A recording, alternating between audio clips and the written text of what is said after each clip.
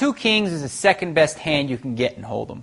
It can also be a scary hand to play because generally, second best hands will cost you a lot of money.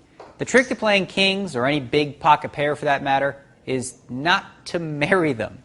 If you're playing no limit Hold'em, it's rarely ever correct to throw away pocket kings before the flop. Yes, there are some situations where that could be the right play, but let's put it to you this way. I've been playing Hold'em for 15 years, and I've only done it once. Oh, and by the way, my opponent had pocket queens.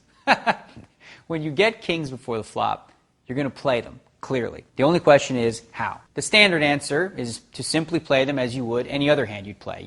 Come in for a moderate raise, say 3 times the blind. If that's what you normally do with marginal hands, then that's what you should do with kings, so that way you won't raise any suspicion. Hands like aces or kings, they just don't come along very often, so it's important to maximize your profit with them. So raise or even re-raise, but don't make a play that your opponents may see as peculiar. Okay, so let's say that you've made it to the flop now. There's only one card that you'd absolutely hate to see, and that's the ace. Unless, of course, there's a king sitting right next to it. Generally, that ace is the kiss of death for kings. That doesn't mean, however, that you should just abort mission. Your opponent may not have the ace, which means your kings would still be ahead. How you proceed should depend on several key factors: position, texture of the board, and stack size. Position. If you're out of position, it's usually best to check with your kings and wait to see if your opponent bets the ace. If he does bet the ace, you'll have to delve into your memory bank and ask yourself if your opponent is much of a bluffer. Unless you feel very strongly that your opponent is bluffing, dump the kings right on the flop. On the other hand, if you have position, your opponent will likely check to you. In that case, you have 2 options. 1, you could bet now and hope he folds, or 2, check behind him, protecting yourself from a possible check raise. When to bet and when to check is a function of the texture of the board.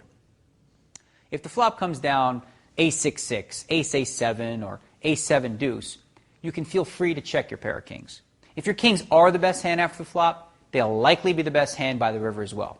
If you check it down the river, you protect yourself from being bluffed, while at the same time you induce your opponent to bluff. Now, if the texture of that board comes, say, ace-8-9 with 2 of a suit, then you might want to take one stab at the flop to protect your hand against a drawing hand.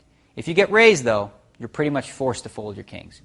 The problem with continuing with the kings after a raise is that if you are behind, you only have 2 cards in the deck that could save you. Your stack size is important, too. If, for example, you find yourself in a poker tournament and you're low on chips, and on the flop you should probably go all in anyway. If someone has the ace, that's just bad luck. There isn't much you can do about that. If you do have a lot of chips, though, then proceed cautiously and dump the hand if the action gets heated. I get tons of emails from people who tell me about their bad luck with pocket kings, but often after listening to them describe the hand, it becomes quite obvious that while, yeah, it was unlucky losing with kings, they got married to the hand and lost way more than they should have.